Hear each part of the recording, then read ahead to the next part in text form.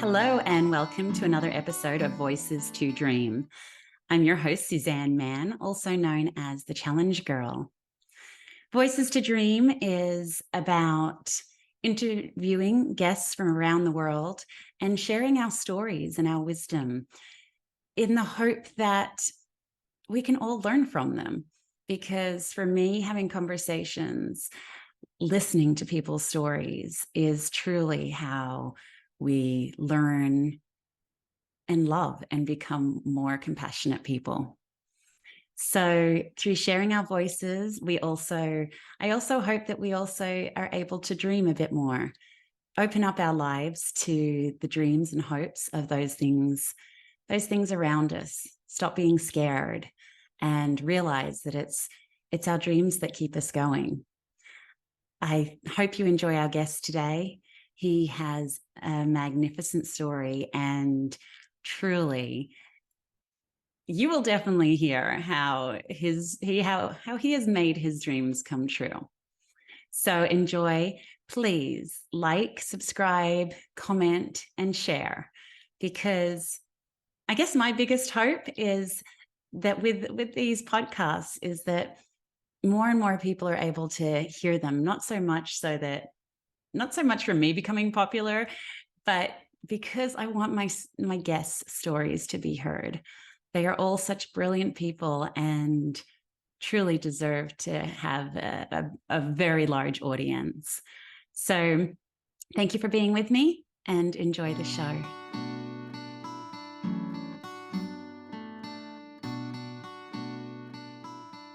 Welcome, everyone, to Voices to Dream. I am Suzanne Mann, the Challenge Girl, and I am so incredibly honored and excited to have my guest with me today. This is Kevin Taylor. Good morning, Kevin. Morning. How are you doing? I'm so well. And I've been looking forward to this. I met you in Exuma, and we'll talk about that soon. But I enjoyed talking to you, and I was sorry that I didn't get to talk to you a little more. So I'm excited about this opportunity today. Oh, thank you so much. Well, this is one of the things with my listeners. I purposely sometimes like not to have too much of a conversation with my guests beforehand, because I want to get to know you as the listeners get to know you. So I know I actually felt like listeners, I felt like I had to sort of hold back and not ask Kevin too many questions when I met him. So, so that I could. I thought you were just being rude. I'm never rude. No, I enjoyed meeting you, and I enjoyed meeting your family too. But it's something about Exuma, isn't it? It's a special place. Right. That's right. So, well, this is it. And I also like to have my guests sort of introduce themselves, because I figure I could read your bio, but no one knows you better than you do.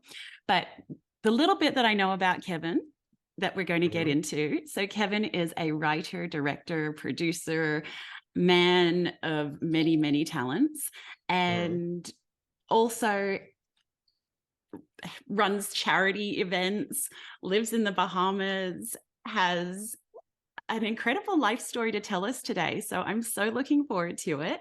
And before we start, though, I just want to check in with you, Kevin, and I just want to check in and see how you're going today. So this is just a bit more than a how are you? How are you going today?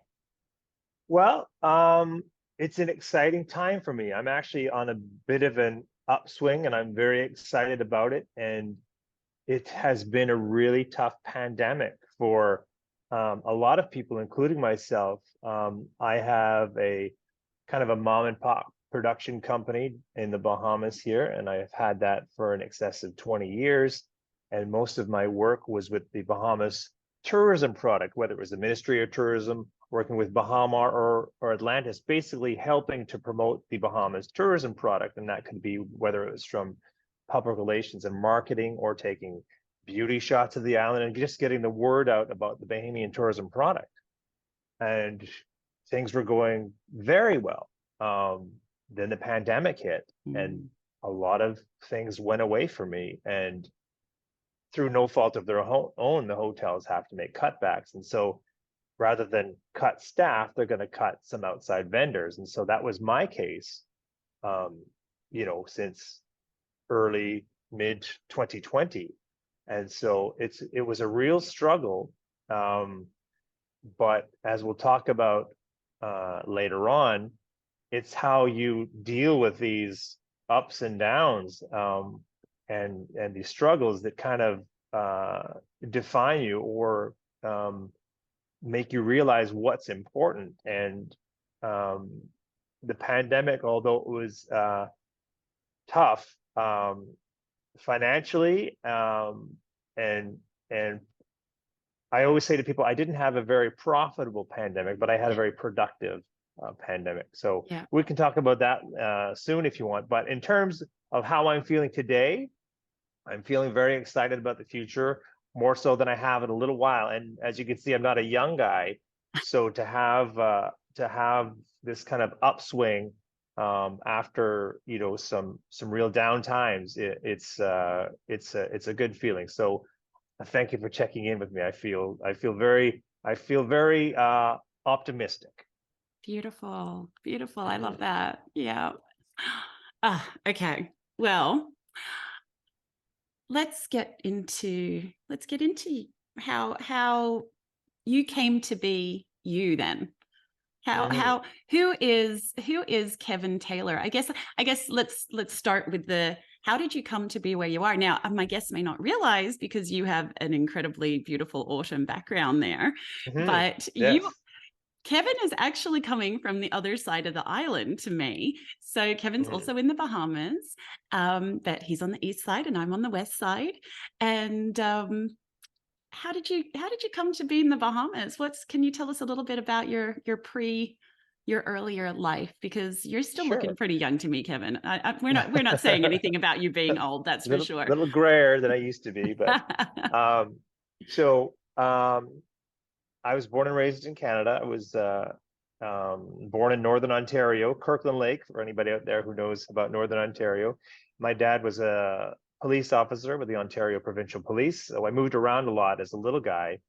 And I really didn't have a friend until I was like 5 years old. I had a little brother who was 2 years younger than me, and then a little sister who was 6 years younger than me. But as a little kid, I didn't really have many friends, so I was forced to create kind of my own fun.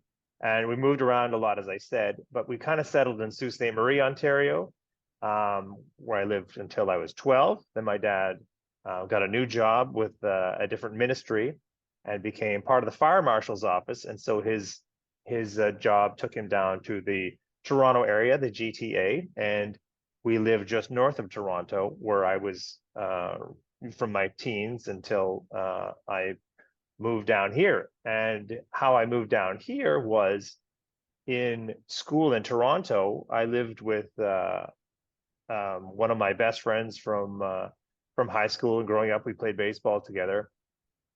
He won a trip for two to the Bahamas. He was a telemarketer, and it's a telemarketer back in the days, whereas guys would phone you up at home, and I Yeah. suppose they still do, but and sell you packages for a phone company. So he was in the top whatever percentile of sales and won a trip for two to the Bahamas. And he asked me to go with him because his girlfriend happened to be going away at the same time. Um, as this trip was. So I came in one day. He said, "Hey, Kev, would you like to go to the Bahamas?" And I said, "Yes, I would." So we came down on an all expense trip to the Bahamas, to Breezes, which is out west here on Cable Beach. Yeah. And while at Breezes, I befriended a young Bahamian girl, and we stayed in touch when I moved back to Canada. And this is when, to stay in touch with someone, you had to put pen to paper. No You had to write them a way. letter. Wow.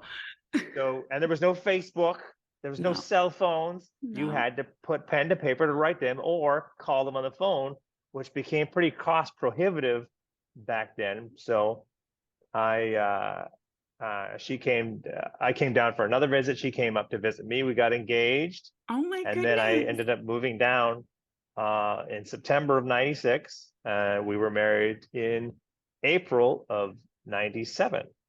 So shortly after a year of meeting her, we were married.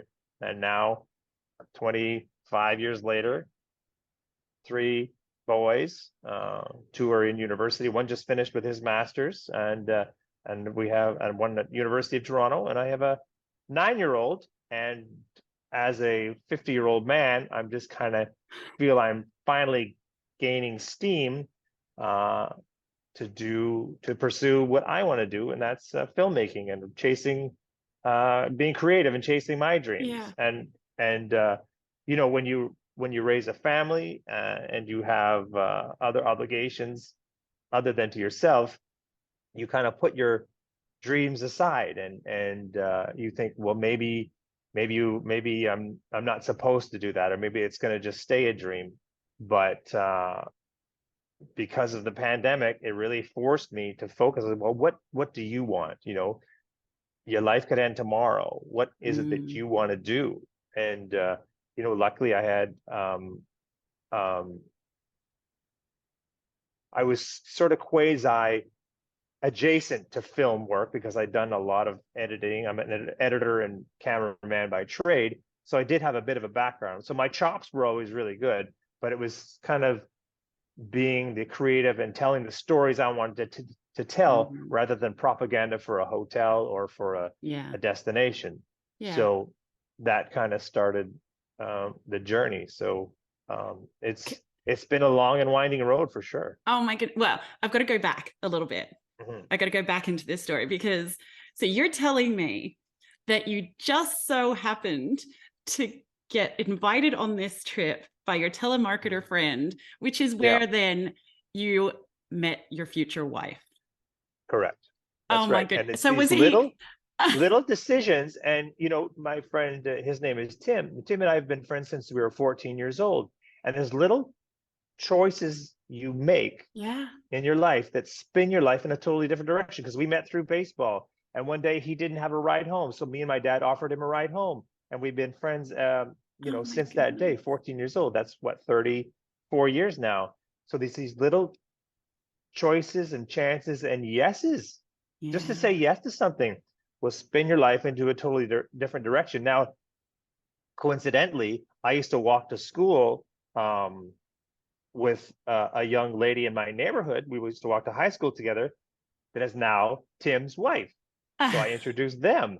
So So it's all a you made up just for it. You made up for it. just serendipitous things. Yeah. He introduced you to your wife basically, and you Yeah. introduced him to his. I love that. You've given me God bumps already from Mhm. your Yeah. from your And story. we'll talk about Tim a little later on, because Tim actually plays a big part in the no in the film here that we'll Yeah. talk about a little later. So yeah, it's these little friendships and Oh my connections you make with goodness. people, no matter how small you think they Yeah. might be.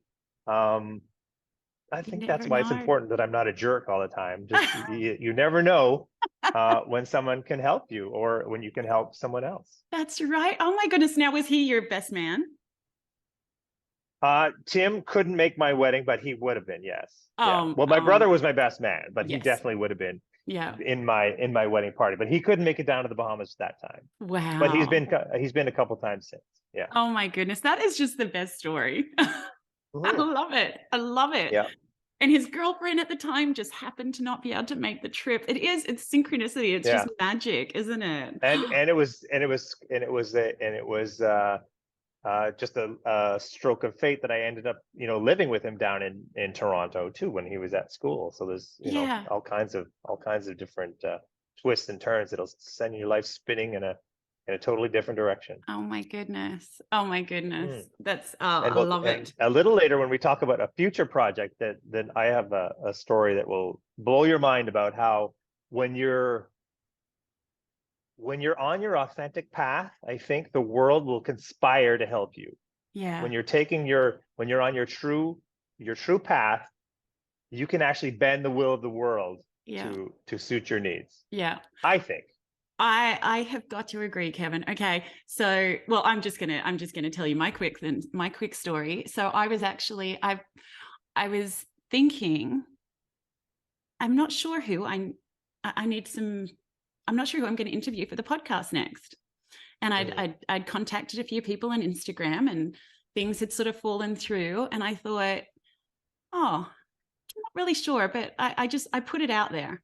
And I put it out there and I thought, and I said to the universe, I really need I need some guests for the podcast. Mhm. That weekend, I went to the Exhumers. Now, listeners, I just happened to be in a bus with Kevin, a movie movie maker, amazing man, an author of many books, Mrs. Canada, and an Olympic gold medalist who we've already Double Olympic gold medal. double Olympic gold medalist who I've already Crazy. spoken to on the podcast, Mhm. and I met so many other people as well. And every opportunity, I said, I so love your story. Can you please be on my Mhm. podcast? so, so I am so looking forward to all of the podcasts that are coming up now.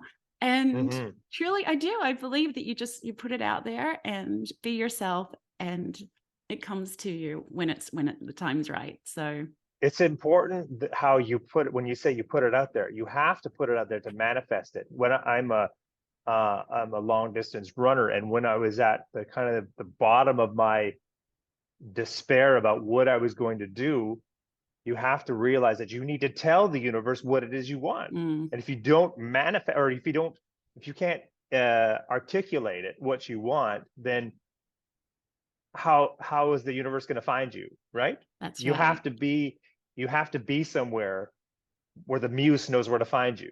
Yes. You have to be in that place. So if you're not articulating what it is you want, whether it's to people or Hmm. to the powers that be, or fate, or serendipity, or who whatever is out there, then how are they going to know what you want? That's So right. when I would go for my long runs, I would say, okay, I want this, I want this, I want this, like almost greedily, because you have to say what it is you want, right? Yeah. You have to say, this is what I want, not what I need to survive, and because that's you're getting by, but you need to say what it is that you want. And believe me, I'm here to tell you that it can happen, but you have to put it out there. You Yeah. have to let the world or the universe manifest it. Yeah. And be specific.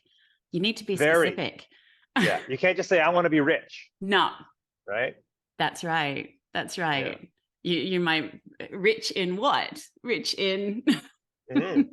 there's there's so many different things. Well, I even have little stories of like the fact that I needed a pole to for a pruning saw to get the the flowers off my date palms here. And Hmm. and I thought, oh, okay, I need to go and buy one. And the next day I went on the beach and found a big long pole that had washed up. Yep. I'm telling you, you can't never quit before the miracle happens. That's right. Oh, I love it. I Yeah. love it. So much to talk Yeah. about with you. Okay. Hmm. So you've told us how you came to get to the Bahamas, then Right. your beautiful wife and children. Now, how did you come to be involved in movie making? Because you've got to tell us as well. Well, I have spent, let me tell you, listeners, I spent this weekend watching some of Kevin's movies. The first one I watched was Last Resort, which he's got in the little picture behind him. If you can't see Hmm. if you're just listening on the audio, it's called Last Resort. And when you look it up, I always put in Last Resort 2022. And I tell you what, I loved this movie. I loved it.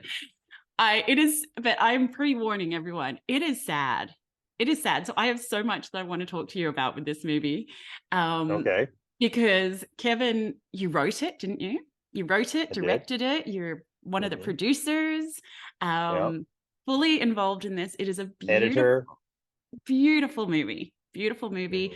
The Thank you. the the quality of the movie, even the cinematography, the Hmm. acting, every part of it.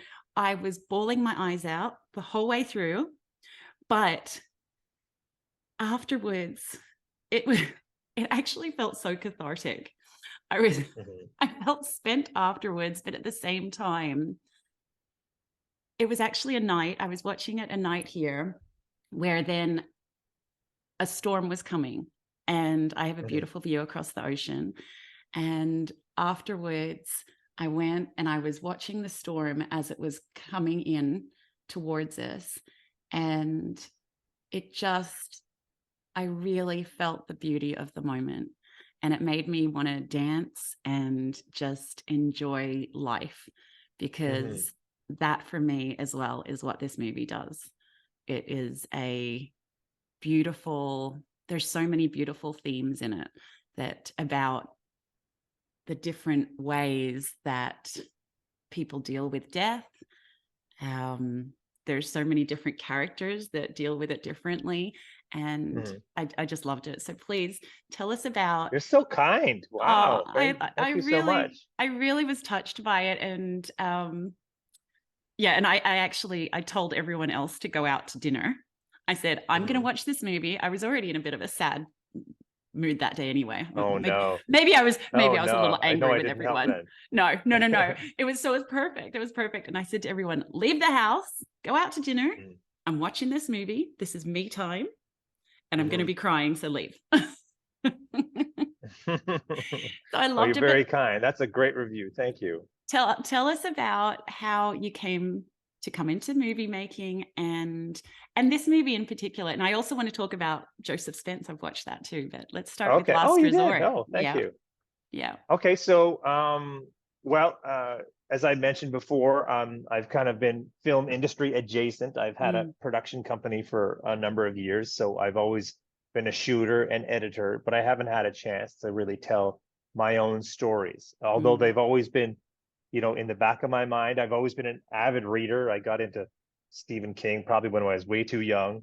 Um, and I've always just loved storytelling and movies. And as a teenager growing up, or even before, a couple of my friends every week, no matter what the movie was, we would sit in the front row and look up at the screen, and then we'd sneak into another movie, and just used to be our weekends. And later on in life, I worked at a drive-in theater, and I just loved being part of the movies and film. But I never thought of it as a job, although I I I was doing my thing down here. I took broadcasting in college, radio, television. Um, so I've always been interested in medium, the media of the medium of the media. Um, I never thought of it as necessarily that I could be this a creative of person. So I've been slogging along doing my thing of being an editor and shooter, and like I said before, my chops are pretty good. I'm a pretty good shooter, and I think a very good editor. So I was fine doing that.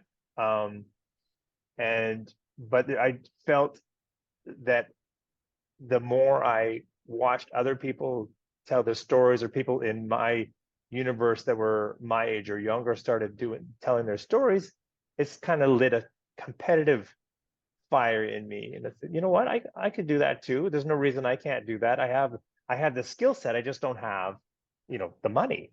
yeah. Um, so and that became very evident when the pandemic came along.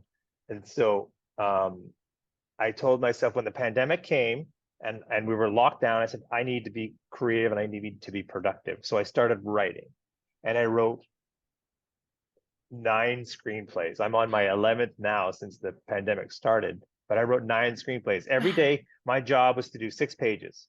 Yeah. I could start at 9 in the morning and finish at noon or 2 or 5 or 7, but I Yeah. wasn't done until I'd done 6 pages. They could have Six. been absolute crap. Yeah. 6 script pages. Yeah. But you were So, writing one script at a time. oh yeah, yeah, yeah, Okay. yeah, Yeah. Yeah. one at a time. So my son would even know, Daddy, are you done your 6 pages yet? Can we play ping pong or whatever? Yeah. And I was, it was, that was my job, 6 pages a day, and that adds up. Yeah. If a script is 100 pages, 110 pages, that can add up. That can add up pretty quickly.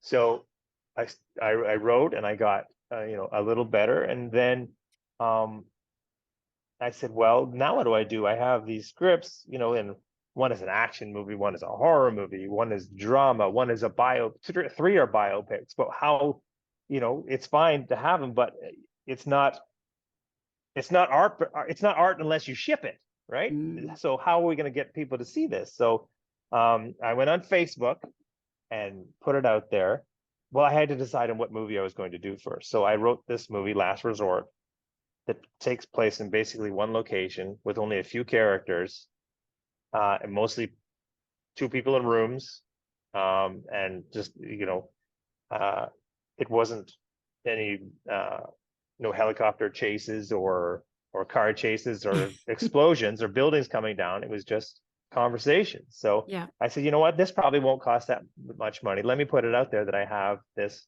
idea. So I went on Facebook and said, look, I have this script and I'm looking for a producer to kind of get me to the start line. And a couple of people answered, and we went back and forth a little bit. And but there was always the issue of how am I going to find, this money? So enter Tim, my same friend again. He said he is there's a video game called Golden Tee Golf, and it's people my age who used to hang out in bars might know it's like a game with a trackball. You play in a bar and you slide this trackball, and it's like a video game in a bar Yeah. about golf. So Tim was legit this #2 player in the world in the early 2000s. They used to have a world championship every year in Vegas, and he was Yeah. the #2, and guys from all over North America would come and play, and Europe would come and play at the world championships, and Tim came in second twice. So he was going to make Wow. his comeback during When the COVID hit. pandemic 2021, right, when he was going to make his comeback. And so he was training and everything like that, and Yeah. to make his comeback. But he was like me too. He had kids and a wife, and he had to be the dad and husband for a while. So Tim was also a very successful businessman, and I said to Tim, have you ever thought about documenting this journey you're taking? And he said, what do you mean? I said, let's do a documentary about this, about how you're making your comeback Oh on this my thing, and it would goodness. introduce us to this quirky world of Golden Tee Golf, because it is Yeah. like a little quirky community of guys that do this game, um, and girls. So he's like, yeah, let's do that. And he said, well, how much do you think it would cost? I was like, well, this much. And he said, US or Canadian? I said, US. So he's like, yeah, okay. So he was going to fund it, Yeah. and he didn't really care if he got the money back. It was just like a fun thing to do. And then the pandemic hit, and he didn't want to fly, and everything was canceled and this, that. And I said, well, look, Tim, you were going to give me this much money to do this documentary. Why not give me a little less, and I can make this movie, and you might get it back. So he said, yeah, okay.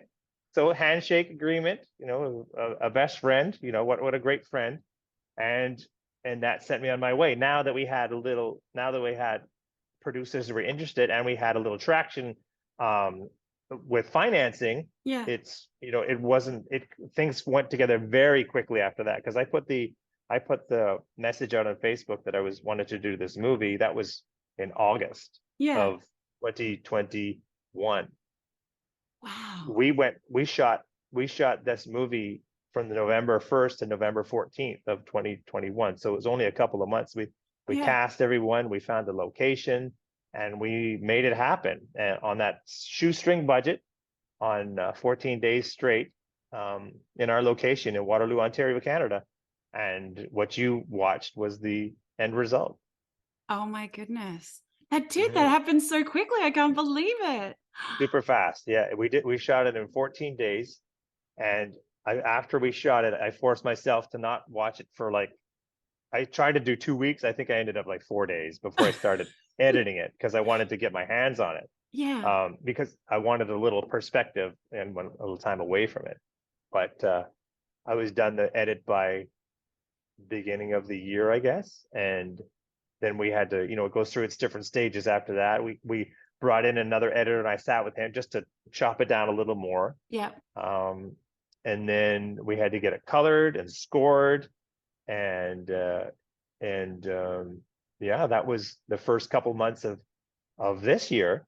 Yeah. And now in the summer, we got picked up by Gravitas Ventures as our distributor, our worldwide distributor, except for Canada, because we wanted to get a Canadian um, distributor for tax purposes. Right. And that was we're worldwide on iTunes and Amazon now. Yeah. And I think you watched it on a different platform I watched too. it on Voodoo, I think it's called. Voodoo, yeah, I think so. It's on a lot of platforms. I've even seen it in different languages. Wow. And as of a few days ago, actually, when I was in Exuma with you, we got word that we're being picked up by a Canadian producer, and hopefully very soon we'll be on video on demand platforms in Canada. So Beautiful. that's kind of the story of the technical side and how, you Yeah. know, a movie gets made. But there was a lot of, you know, a lot of things went right, but it was a pretty Yeah. rocky road to still do a movie on such a limited budget, limited time, with a cast that was amazing, but aren't household names either. No, but you know that, like, I know, but I'm terrible with names anyway. And I'm like, I know their Mm. faces. Like the nurse that's sort of cranky. I know Mm-hmm. her face. Nurse Cutting. Do you? Yeah. Yeah, Yeah. yeah. She's That's Kristen McCullough. She's been in quite a few movies. In terms of her visibility, she's probably been in the most productions yeah, of most of our cast. Yeah. right. And the redhead wife, she looked familiar too to me. Mm. That's So another Kristen. We had two Kristens. We had our quorum of Kristens for this movie. Yeah. yeah, yeah, That's yeah, Kristen De Silva, yes. who's a very talented writer and playwright in her own Oh, um, okay. in her own world, and you know, she was not only a great actress but also a great person to bounce ideas off as a Yeah. fellow writer, and kind of you know, these I was the least experienced person on set. Let me put it to you Wow. that way. I was Well, the oldest person on set, but I was also the least experienced, and trying to guide this ship. But I learned a lot, and yeah, you know, it wasn't, I never felt like it was a fake it till you make it situation. I just like, okay, I'm here. This is yeah. what I wanted. This is your shot. And, you know, Oh, let's do this. and I fell in love with your main characters there as well. So Yeah. I Yeah. absolutely love them. Nick Smith, for those of you who might be listening to us or watching us in Canada, Nick Smith was the 7-Eleven guy for quite a few years. He did a string of commercials for 7-Eleven convenience stores. And so and he's also done a lot of horror movies and some dramas and some Lifetime and things like that, Yes, yes. Lifetime Hallmark movies. And L.A. Sweeney, She's so my beautiful. producer Brian Quintero, found her on like Instagram and had been trying to find her for a little while, but she had twins 5 months before we shot, so she kind of was off the radar. So she had just had twins. You're So kidding. she And had she just looks had her third. amazing. You know what? She came to us. We saw her audition, and it was just like, that's her. That's it. It was just, you know, Yeah. a lot other person we saw a lot of auditions for that. As soon as we saw LA, it was like, there's no one else because it's her. And Yeah. she had the Jamaican Yes. accent too, because as you know, the actress who plays the lead, I'm sorry, what was her name again? I'm blanking on her name. Robin? Robin. I'm sorry, I should know this, right? Robin. Uh, Robin is of Jamaican descent, yes. and LA is Canadian, Yeah. and wasn't sure how to do the accent, and she asked her dad, who's Irish, how do I do this Jamaican accent? And she said, and her father said, just be your mom, who's Jamaican, and she did a So Jamaican she's, yeah. accent. But she came basically with LA. She came to us, and a fully formed movie star that hadn't been in anything. You know, she has a Wow. she This is her she's debut. this is her debut, right? And she's going to be in Wow. some other things coming up, but She just is an amazing. I beautiful. was very blessed to Yeah. have all my cast. Yes. They were great. Yeah, and I Yeah. had a very talented technical team led by Caleb Laidman, who's 19 years old. My director of photography shot this movie, and all his friends were the crew, oh my and goodness. they all knew exactly what to do. It was like Caleb is like a 60-year-old veteran cinematographer in a 19-year-old's body. So he Wow. knew all the technical jargon. I need this kind of light here. I need that here. Turn the camera here, and we would discuss the shots, and him and the crew would just get to it, Oh my and then goodness. we would do it. Yeah, it was. Yeah. I was very very fortunate to have the team I had for this movie, and Yeah. that's kind of how um, that's why I attribute it to its um, success and being out there. Now, it's to be determined how successful the movie will be and whether or not we're gonna, make our money back. But if we keep getting more and more views, at least it's out there, right? That's And right. That's right. so we're pretty excited about that. Well, and I know you've said that during the pandemic you were writing. Just how did you come up with the idea for this? And how did you not sit there, or did you sit there crying every day that you were writing this? Well, no, I actually would be happy because okay, I did my 6 pages. I can move on. I can start the rest of my day. Um, when I had to, well, perhaps it would be helpful to give your audience a log line of what the movie's about, just Yeah, just so yes. they know what it's Although about. I So, know, although I don't want to tell them too much. But yes, well, you can tell them the little bit. maybe we could put a link to the trailer down below when we're done our show Definitely. today. But Definitely. basically, it's the story of two hospice residents who conspire to make their spouses fall in love with each other to lessen the impact of their death. And But now things don't go awry. yes, and don't You tell might him. think I'm not going to tell the end part, but things go Okay. awry when they themselves fall in love and one of them begins to feel better.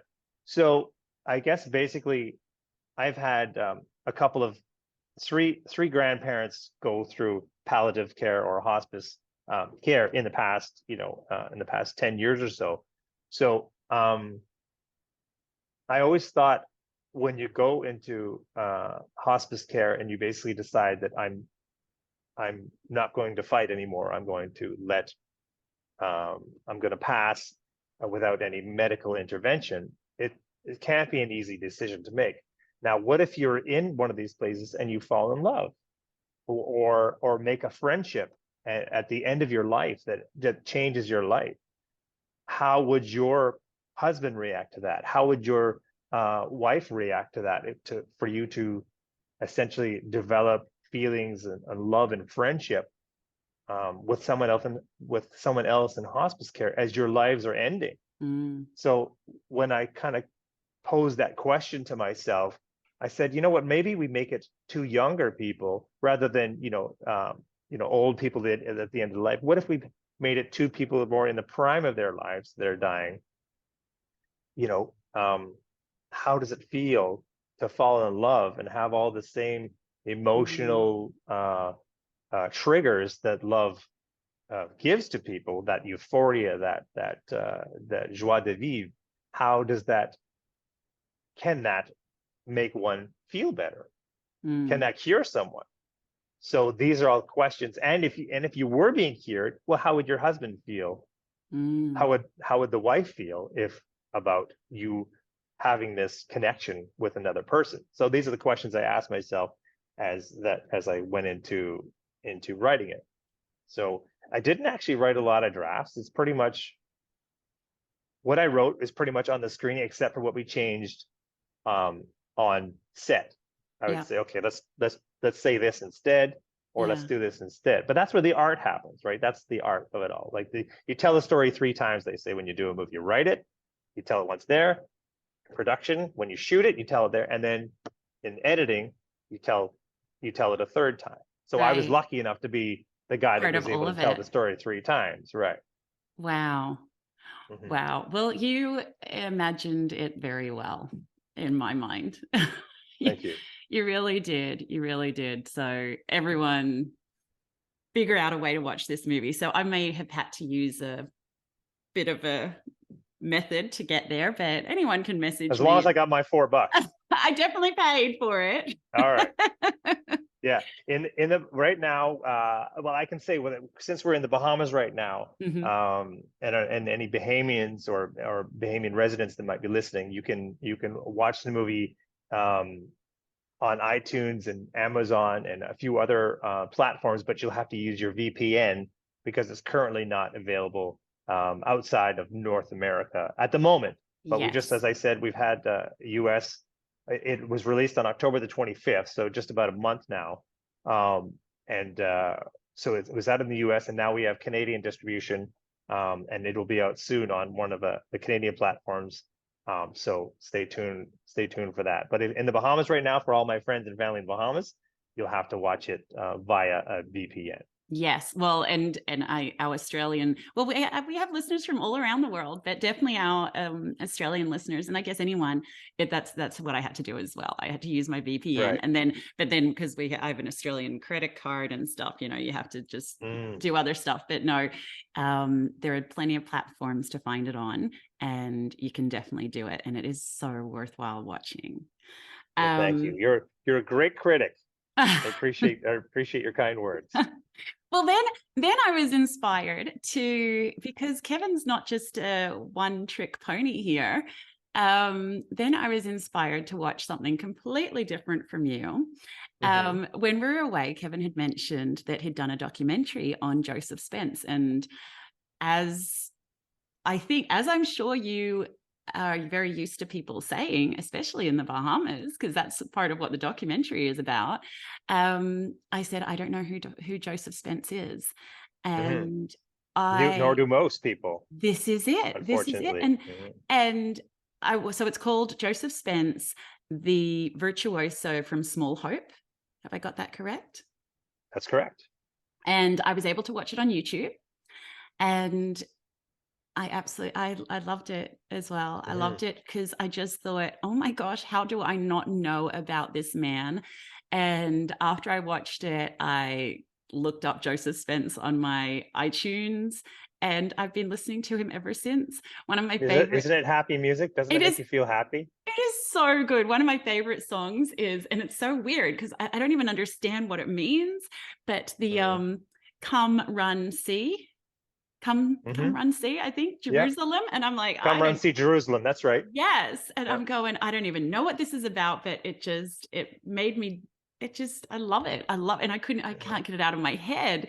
So I was listening to him all day yesterday. Tell us a bit about Joseph. He's like one of the best guitarists in the world, or was one of the best guitarists in the world.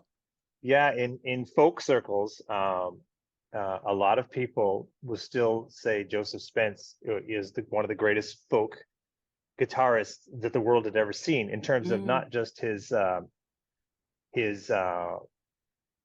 musicality and how he sounded, but also technically how he played was so challenging that people all over the world still go on and try to figure out his technique on YouTube, and a few get it, but if you don't, it's almost like learning a different language as a guitar player. Yeah. So Joseph Spence passed away in 1980, but through the 60s and 70s, and I guess even the 50s, really, he kind of developed his own style of playing guitar. And he's from Andros Island, one of the islands of the Bahamas. And basically, he wasn't discovered until he was in his 40s. And these people from the Smithsonian Institute were traveling the Caribbean, basically, with their old tape recorder and their big old boom microphones, and were trying to capture the sounds of the islands.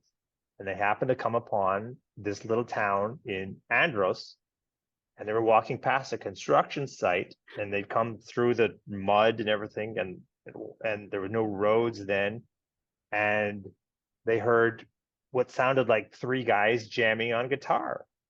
And they turned the corner, and they saw there was one man playing all the parts on his guitar. And Joseph Spence was recorded then by the Smithsonian, and they released his music. Now, I should say that Joseph didn't create his own songs. He put his own spin on popular hymns and gospel recordings and or gospel songs, and basically developed his technique over these traditional gospel songs. And of course, when they were recorded and released, it kind of caught fire, and he was invited to come and play concerts at folk festivals in the US and everything like that. But he always stayed kind of the same humble guy he always Mm, was. So he's a really great story. And of course, this is before there would have been any kind of Instagram or anything like yeah. that that would have boosted his popularity. So it's basically word of mouth about Spence spread. And as you can see in the movie, we interviewed people all over the world, including a Mm, guy in Japan that yes. basically dresses like Spence and has, Yes. and even though he's playing traditional Japanese music, he always has that dunka dunka dunka dunka dunka dunka, that same Spence beginning in a lot of his songs. So it's just amazing to me that how his music and his legend has spread around the world, but Yeah. he's surprisingly not that well known in the Bahamas outside of maybe a musical community or his family. Yeah. Really, Yeah. he was much better known outside of the Bahamas than in the Bahamas. So I say myself and Fred Ferguson, who is the host and producer of the piece and a musician, a virtuoso on guitar himself, we traveled to Andros to interview people, and we traveled around New Providence and talked to, anyone, his family and people he influenced, and old timers that recognize him, or that knew him back in the day, and knew of his goings on, and kind of told the story the best we could, Mm, about this man who'd never been on videotape. yeah. Um, the best we could about this legendary Bahamian performer, and that's the thing about the Bahamas. I said we got him on videotape. There's so little known about our history here in the Bahamas, and the people that really kind of made a difference back in the day. So, although we did a 44-minute documentary, it is what it is. It's a nice little story. That is the most comprehensive piece on Joseph Spence that there is in existence, Wow. right? And Yeah. this is a man who the Carnegie Hall called him to Yes. play, I and love that he didn't have a story. phone, so Carnegie Hall phoned the school that's in front of his house and got a little kid to go through the backyard of the school and knock on Joseph Spence's door and said, the the Carnegie Hall is called. No, they said, "Do you have a phone call, Mr. Spence?" And Spence said right away, "That's Carnegie Hall. I don't want to go. I don't want to go to Carnegie Hall. Thanks." So the kid had to go back and tell Carnegie Hall I love that that Joseph Spence was story. not interested in coming to play up in Carnegie Hall. So, how, who knows, had he played any of those shows, how That's far his right. legend may have That's right. traveled. But so in a way, that's kind of adds to his legend even more, that he was such a Mm, mm, humble guy. And, although he's never going to get the recognition of a BB King or Albert King or any of these um, guitarists that kind of came up as contemporaries of Spence. mhm. Um, he is just as um, technically proficient and musically a genius Yeah. as these other guys are, as a few guys uh, indicated in the film. Yeah, yeah. Well, one of the things which sort of brings me into my next section as well, because one of the things that really touched me and that I loved from that documentary as well was, I forget who says it, but someone says Joseph realized he was happy with just having enough. Yes. He was happy with Yeah. enough. Yeah. And it was interesting because I think the person who said it might have actually even been a family member who you could, I don't know, Yes. I got the sense that that family member was a bit like, I wish he wanted more, Yes. Yeah. they sort of wanted him to have more, but they Mhm. realized that he was happy with enough. And Yeah. I just thought, how isn't that the key to life, Yeah. there's it's having these goals and aspirations are fabulous, but to be happy with where you're at as well Right. is just magic. Well, let's say um he had sold 1 billion records. Um, he would still just want to have a That's right. beer and some fish at the end of the day and play That's guitar, right. which is what he ended up doing anyway, right? He That's entertained right. friends and family, and that kept him happy. And maybe there's a lesson for that in That's all of right. us, you know. You That's know, he was right. he definitely had a gift, and he loved sharing his gift. Yeah. And for him, that was enough. That's Whether it right. was playing at a church or at a bar or for tourists down at the dock, That's he was right. playing, and that made him happy. Yeah. I So loved we should it. all be so lucky, right? That's right. That's right. So this is the podcast is called Voices to Dream. We're about sharing our voices and our wisdom, but we're Mhm. also about dreaming. And I always like to think that, I mean, that's how we get hope in life, by through our dreams and through dreaming big. Mhm. So this is where I ask my guests, Kevin, if you had all the power and all the money in the world, Well, but it's what would your how would you dream big? What would your dream be to make this world a better place? What would you I do? would probably I would probably try to give most of it away. This is a different answer than I would have had, 20, 25 years ago for sure. Yeah. But as I've aged and you realize, and I think the pandemic, Suzanne, has not had the full effect on us that we think it has. I think Hmm. there's some uh, you know, some mental things that we're all going through. And I think the pandemic, for me anyway, really focused me on what's important. And I hope it did for a lot of people too, but it really made me focus on what's important and what can I control and how can I make the world a better place? What's in my power to do? Hmm. So, I mean, I don't know what I would do with all the money in the world. I would probably give most of it away. I hate seeing people that are hungry. I hate seeing, homeless people or people that struggle with addiction, who are or mental uh, maladies that are only one pill away from not being out there yelling at traffic. Mm.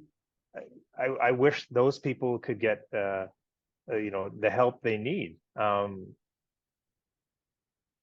I don't know. I don't know what I would do to make the world a better place. Then you say, well, I have all this money, I give it to this country or these people. Then you wonder about whether it's going to um, That's right. the right people. But I suppose I would start some kind of charity. In my I enjoy the philanthropy that Jeff Todd and I created in Exuma with the Run for Pompeii, and it's very rewarding to me to give back. And I think as I age, I think you know that's more important to me. Is not It's not necessarily giving back, but it's it's helping and trying to make people happy. That's To me that brings me a lot of happiness. And I've said this about the movie. It's great, and I have a great problem that um, the movie The Last Resort is on iTunes and Amazon and available all over North America, but I haven't watched it with anybody yet. I haven't Yeah. got into any film festivals. So it's a great problem to have because you go to these film festivals so someone will pick up your movie and distribute it. So I have a great problem, but I've never sat with an audience to, to watch how they react to these emotional gifts that I'm trying to offer them. So Hmm. I Hmm. guess I guess to answer your question, it's not easy, and I tried to give it some thought when you sent me the questions earlier. I guess I for sure would give it away. I would want to make sure that my kids are taken care of and everything like that. But I'm sure I would give it away or have some kind of charity to organize and identify worthy causes and things like that. I don't know. Money is important, um, of course, to survive and live, but I think it's only a way to keep score. But the real pleasure is the journey, right? Not the destination. Yeah. So I know that wasn't a great answer, Oh no, but it's I really don't know. It's like saying, what would you do if you could fly, or what would you that's right. do if if you could breathe underwater or something like that. It's just this magical a thing. And I would do whatever I could to make the world a better place and make people feel better. I'm Mm. sure that because of the pandemic, that addiction probably went up a little bit, and that was I've been sober for 9 years now, and it's a problem that I identify with, and I know addiction is for me it was alcohol, but addiction can get its hooks into you like anybody, Yeah. and people need to know that they're not alone. And Mm. when you ask for help, like how we said before, it'll manifest, but you have to put it out there. Shame can't live in the light.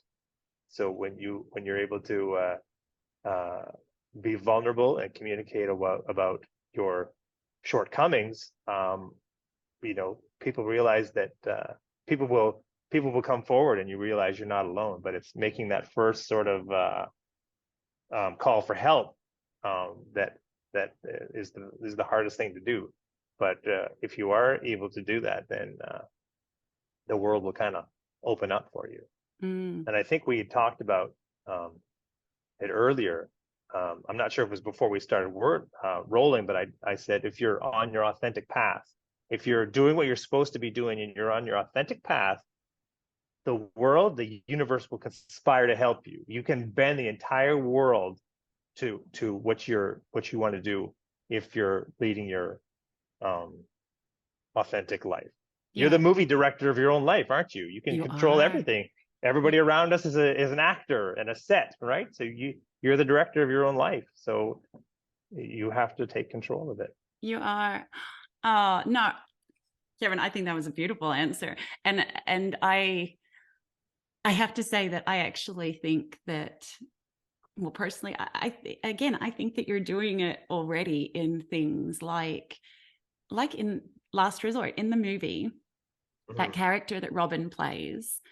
Personally, I feel like she, I mean, she's the person that I try to be, in life, Mhm. and Yes. to show people that no matter what your circumstances are, that if you're able to, you know, simple pleasures, as she keeps saying in the movie, Yeah. simple Yeah. pleasures, gratitude, finding the joy, and not giving up. I mean, so for me, I actually feel like you're sharing your message and sharing that through your art as well.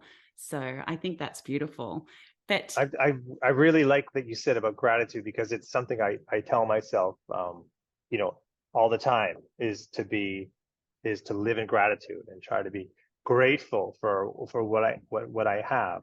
I don't have a ton, but what I do have, I'm realizing now after the pandemic that, man, you need to really focus on what's important, to you, and yes, hold those things tight, because it can be over quickly. And as we know, in the Bahamas, the pandemic took its toll, and of course worldwide, millions of people, we've lost millions of people. But mm, it's it's hopefully it will hopefully we don't go back to where we were. Now there are things we can do to, I mean, I got off Twitter recently, and it wasn't because of the Elon Musk thing. It was just because every day it became this doom scroll. What are mhm, the Republicans doing today? What are these, idiots, what's Russia doing today? yeah, And things I have no control over, but were just making me sad, especially to start your day. You yeah, roll out of bed and you start scrolling on your phone. Well, that wasn't all it was doing, was making me angry before I even started my day. I would start this day on a negative note. Trump is doing this again, or Putin is doing this, or whatever. It's just, or gun violence, or whatever. I can't control any of that. I can only be grateful in my world and try to make the people around me happy. mhm, And if I'm doing it via a film or via interactions with people or meeting people like you in Exuma, that's what I try to do now. yeah. Well, that I feel like you just answered my next question before I even asked it as well, because Mm. I was going to say, I normally look at this big picture of how we could save the world, but then try and bring it down to what you could do. What can Yes. we all do in our day to day? What Yeah. advice would you give to people on how they can make not only their own life, but the lives of those in the world that they can touch a better place Hmm. today? Hmm. And Yeah, I think it's just that expressing gratitude and making people feel important when they talk to you. And you know, I'm I'm a busy person. I'm guilty as anybody else, but it's check in with friends. Check in like how you said about how you checked in with me when we started this podcast. You know, check in with your friends and see how they're doing. And because we need each other. And working from home is great, and people, mm, love that. And if you're able to be productive, that's wonderful. But we need interaction, and I think yeah, that's why when they put you in prison, the worst thing they can do to you is solitary confinement, isn't it? yeah, You that's know, right.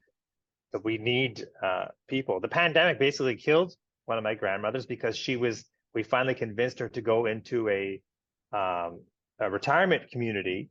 You know, Yes. she was in her early 90s, still living on her own and everything like that, but she would forget things and she would fall. So we thought, okay, my mom and dad finally talked her into moving into a retirement community, and she loved it for 2 months. And then the pandemic came, and then she was locked in Oh, her room. She might as well have been in jail. And that yeah, messes with your mind. And that was the beginning of it. And then she was fine until she wasn't. And then that was it. yeah. And, and you go through those stages of her you know, not knowing who you are and, things like that. And she's sitting, me and my brother were talking to her, and she said, "You two could be brothers. You look a lot alike." So, it, and so you just um, sympathize what she must have been going through, and anybody else who had to go through a Mother's Day by putting their hand on the glass and saying hi to their Mm, mother's. It's just that's not how we're no, that's not how we're made up. That's not the stuff we're made out of. yeah, We need each other. We got to touch and yeah, feel and smell and taste and enjoy while we can. yeah. Oh no, I completely agree. Hmm. There's so many things we've touched on that I'd love to go back and talk about, but I know we're running out of Sure, time. I want I got to. all day. I know, but I'm thinking my listeners might be like, okay, Mhm. I haven't got 3 hours for this one, Suzanne. I might need to come back to you at another time, Kevin, with your For with the your next one. next movie, Yeah. which I have to tell you, I have already ordered the book for. Oh, So have you? yeah, I'm going to New York I'm going to New York tomorrow. Michael Palin's Yeah. Hemingway's Chair. If you can't, Right. our audio can't see that, but I'm so Oh, excited. and see, he signed it for me. Oh my goodness. Yeah. So So, Kevin's yeah, going to be that's what's making a coming up. movie out of this one. I am so thrilled. I That's serendipity too. I That's know. what do they say? Luck is where preparation and opportunity meet, right? Oh my god, So, that is so such a good story. That is such a good do you story for have that one time for as this well. story Well, I'm thinking, do we tell that story now, or do we tell that story when I interview you for that movie?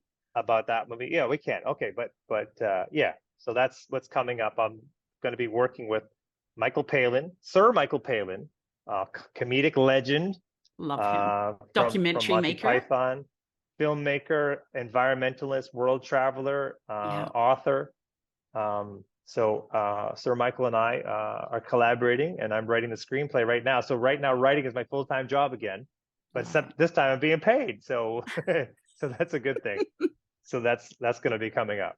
Oh my goodness, I love it. I so cannot wait. I truly am. I've ordered it. I'm going to be picking it up from New York and bringing it back. And it's in I have ordered, I think about, my husband's got a bit mad at me. I've ordered about 12 different books because their Mm, books are hard to find in the Bahamas. But anyway, right. now, Kevin, how do our listeners stay in touch with you? How can they find you anywhere? Have you got a website, Instagram, Facebook? Um, How do you? they Yeah, I have Instagram. I'm not on it a ton, but basically it's I'm Kevin Taylor on Mhm. Instagram. like letter I, letter M, Kevin Taylor I'll put on it up down the Instagram. bottom here, but yes, and it'll Yeah, be on the bio part at the end. But okay, I'm yeah. Kevin Taylor on Instagram. Instagram. I'm on Facebook, and I got my YouTube page that has where you watched Joseph Spence and a couple of other of my projects. I should be more active on social than I really am, but as I said, when I got on Twitter, it got to be a little it got to be a little too much for me, and it wasn't conducive to being a creative Hmm. and happy person every day. Yeah. Yeah. Okay, no, I will put those up. And I also, again, there's so many things, but I also wanted to quickly mention that Hmm. Kevin mentioned it really quickly already, but you're one of the organizers of the Run for Pompeii. And Yeah. with that, it's raising money. Can you explain what it's raising money for? It's a Yeah, so we had just had our um, 8th year of Run for Pompeii a couple of weeks ago in Exuma, Bahamas, and that was an event that I proposed to Jeff Todd, who is one of the executives with Grand Isle Villas in Exuma, and I proposed a charity run. And I didn't really think that was going to happen, but then Jeff called me a couple of months later, and we started putting the pieces together to have a charity run on the island of Exuma called the Run for Pompeii. Pompeii was an escaped slave from the island of Exuma who was going to petition the governor to stop the slave owners from transferring uh, the enslaved around the islands and splitting up families. And mm, so Pompey commandeered a boat and set off for New Providence from Exuma. Now, although he was captured, um, the story of his plight, of his mission, got out, and the governor changed his mind, and things remained, the way they were in terms. But it was also right at the beginning of emancipation too. So you could say that Pompey was one of the first Bahamian heroes in Exuma. So we pay tribute to the Pompey every year with a Run for Pompey, and we raise funds to send a kid away to school every year. We work with the Exuma Foundation, who identify a student for us, and it's not necessarily a student with the best grades. Sometimes it's a student that's managed to overcome or to leap beyond his or her circumstances. And so those are the people we look for in the true spirit of Pompeii. And I guess since we're in our 8th year now, that means we have 3 graduates from university or college, whether it's at the University of the Bahamas or abroad, because we've sent a number of students off to Canada also to school. So we're really happy that a little idea that Jeff and I had when we were sitting at the restaurant at Grand Isle Villas in Exuma, that little idea has grown into what we think is an iconic event on the Bahamian sports calendar now, and especially in Exuma. definitely. So, and you saw this year what a great turnout we had, and we had Pauline Davis Thompson was our patron again, who's been with us from the very, very start.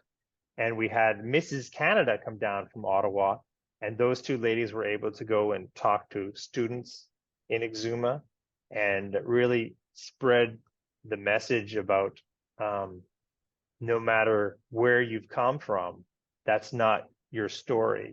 You're the author of your own story, and especially Mrs. Canada, who Mm. came from Rwanda at the height of the genocide and um, was put Refugee. into a Yeah. refugee camp in Africa before she was able to escape. She said she lost everyone she knew. Yeah. Everyone died around Yeah. her. This is a 4-year-old child, a 4-year-old little girl. 2 dresses she said she had. Yeah. It's all she had in her whole existence. So, Yeah. I mean, if you can come back from that to be a woman executive now, and she's running a charity of her own and is a business owner, I I mean, know. if you can come back from that, what excuse do any of us have to That's not be right. able to do the same? That's right.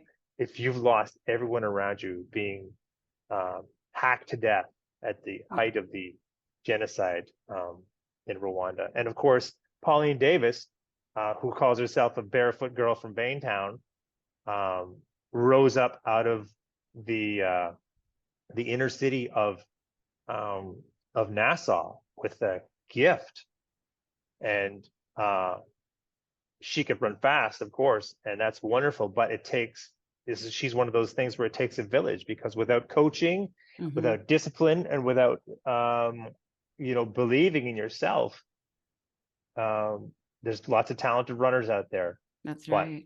she was able to put everything together to uh, not only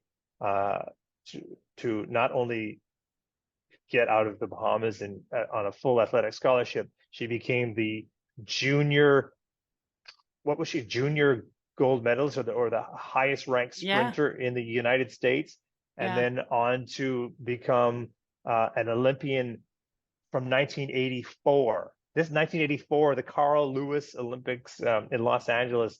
She ran in those Olympics, and then Yeah. won a gold medal in 2000, and with the Golden Girls, and of course during the whole Marion Jones saga, was eventually awarded her second gold medal. That's So it. just an amazing story, and we're so happy to have her as our patron. And Yeah. and the event grows from strength to strength every year, so we're very thankful. Yes. So definitely any visitors who want to come at that time of the year. So it's usually held in Mm, November. Anyone from the Bahamas, come. It is the most beautiful weekend, and yeah, you get the most amazing medal I've ever received yeah, from it's a that great run. medal. It has a I, little swimming pig on it. that's right. It is so Yeah. cool. And And where else in the Bahamas can you go to finish a race and be awarded a medal by a gold by a medal, two-time gold two-time gold medal. medalist I know. in the She Olympics, right? World champion and gold medal. seriously puts it around every single neck as they come through the finish line.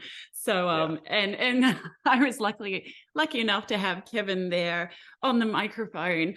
I was so dead to the world. I only did 10Ks, but that was a lot for me because I've been doing Yeah, that's sprint great. more doing sprint training. And as I came down there, I could hear Kevin yelling out saying, "And here comes Suzanne from Australia." Yeah. So I ran through and fell into Pauline's arms as she put it around me. So I felt so Yeah. blessed. So It's a nice feeling for sure. it really is. And you've just done the best advertisement for my podcast as well. So I'm going to be having Solange, Mrs. Canada, coming up. So if Hmm. you want to hear more about her story, it really is such an incredible story. Yeah. Then that's going to be in an upcoming podcast. And you can go back and listen to more about Pauline Davis as well. She's in one of our previous podcasts because she's very close to my heart. Hmm. And so, everyone, I just wanted to say thank you so much for coming, Kevin. And everyone, watch this movie. Find out a way to watch Last Resort 2022 version. And Joseph Spence, look him up. You're going to love his Hmm. music. Yeah, that one's free. You can watch that That's on right, YouTube. That's on YouTube. me. You can watch that. I'll pick up That's the it. tab there. That is such a beautiful gift that you have shared with all of us. Mm. Yeah. Run for Pompeii, Kevin Taylor. I'm so glad. I'm so glad that the pandemic got you to start writing and to Yeah. have that faith and belief in yourself, because you are incredible at it. And I cannot wait to watch more of your work. So thank you so much. Thank you for coming. Thank you. And everyone, subscribe, please share the podcast. Let's share the joy and the wisdom of such beautiful people. Thank you so much, Mm. Kevin. Well, you're beautiful too, and I know you brought this great aura and happiness around you in Exuma. Maybe it's just Exuma, but we were so happy to have you along, and you were a great ambassador to the run with all the kids, and I think you loved the event in the school more than the kids did when you were dancing around to the music and everything like that. So it was nice to see, and I really really enjoyed meeting you, and I'm glad we got a chance to do this today. Thank you so much. Thank Okay, you. I will speak to you soon, everyone. Have a lovely day.